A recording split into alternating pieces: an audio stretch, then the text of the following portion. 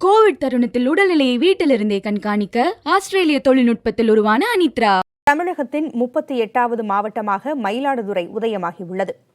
தலைமைச் செயலகத்தில் நடைபெற்ற நிகழ்ச்சியில் காணொலி மூலம் மயிலாடுதுறை மாவட்டத்திற்கான நிர்வாகப் பணிகளை முதலமைச்சர் பழனிசாமி தொடக்கி வைத்தார்.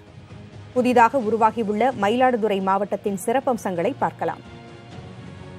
தனி மாவட்டமாக அறிவிக்க வேண்டும் என்ற மயிலாடுதுறை மக்களின் கால் நூற்றாண்டு கால கனவு நனவாகியுள்ளது.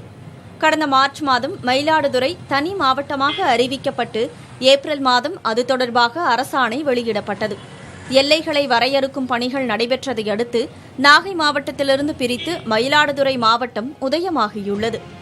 இதற்காக மயிலாடுதுறையில் விழா ஏற்பாடு செய்யப்பட சென்னை தலைமைச் செயலகத்தில் இருந்தவாறு காணொலி மூலம் மயிலாடுதுறை மாவட்டத்தின் நிர்வாகப் பணிகளை முதலமைச்சர் பழனிசாமி தொடங்கி வைத்தார்.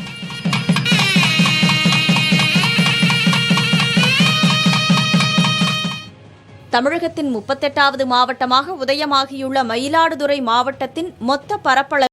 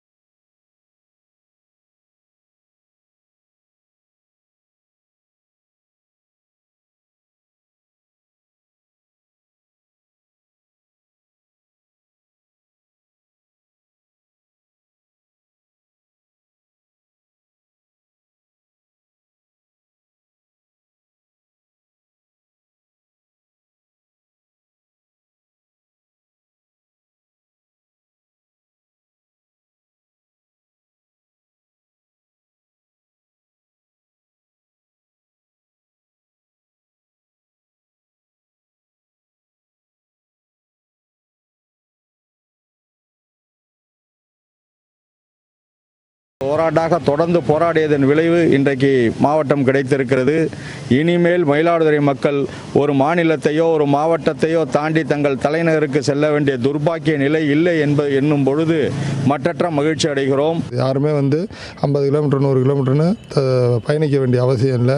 அது மாதிரி மற்ற மாநிலங்களையோ மற்ற மாவட்டத்தையோ கடந்து போக வேண்டிய அவசியம் இல்லை. இது விவசாயிகளுக்கும் பொதுமக்களுக்கும் இங்கே வாழக்கூடிய கிட்டத்தட்ட 9 லட்சம் மக்களுக்கு ஒரு பயனளிக்கக்கூடிய ஒரு விதமான தான் அமைஞ்சிருக்கு. பூம்புகார், தரங்கம்பாடி ஆகிய புராதன சுற்றுலா தலங்கள் மயிலாடுதுறை மாவட்டத்தில் அமைந்துள்ளன. மேலும் பாடல் பெற்ற சிவஸ்தலங்கள், திவ்ய தேசங்கள் உள்ளிட்ட ஏராளமான கோவில்கள் நிறைந்த ஆன்மீக மாவட்டமாகவும் மயிலாடுதுறை திகழ்கிறது. புதிய தலைமுறைக்காக மயிலாடுதுறை மாவட்ட செய்தியாளர் ராஜாராம். கோவிட் தருணத்தில் உடல்நிலையை வீட்டிலிருந்தே கண்காணிக்க ஆஸ்திரேலிய தொழில்நுட்பத்தில் உருவான அனித்ரா